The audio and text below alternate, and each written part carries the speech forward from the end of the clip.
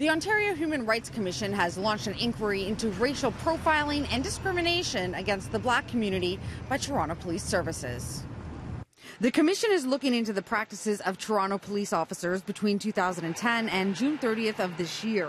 The goal is not to find out if racism exists. That's something the commissioner says has long been established. I think that we all acknowledge that racial profiling is real. Instead, the inquiry aims to establish how racism exists and where it's happening. But Mike McCormick, president of the Police Services Association, says it's like the commissioner has already established the conclusion.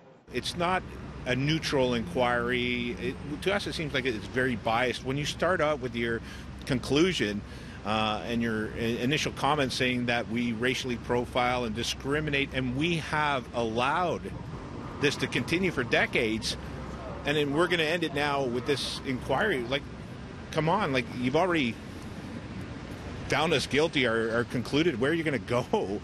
So to me, it's totally biased. It's not neutral.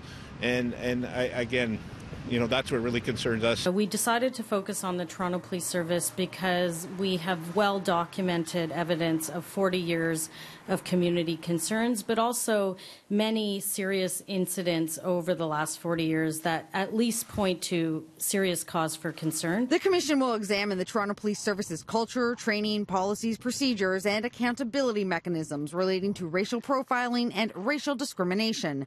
They chose a 6.5-year span so that they could analyze different training programs, police chiefs, and board members to see which, if any of the factors, may have influenced services. It's very frustrating, where we have these types of conclusions and then it's reversed engineer. Now let's get the data to support this position that we put out. But Jamal Javani, founder of the Citizen Empowerment Project, says the inquiry is needed so that leaders don't have to rely on anecdotal evidence, but have hard numbers to guide their policies and decisions moving forward.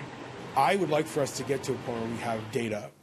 And I think that's where I'm hoping that this will go, is that we recognize we need some information we can put on the table and hold each other accountable to making some sort of change. She adds that there isn't a concrete timeline for when the report is expected to be finalized.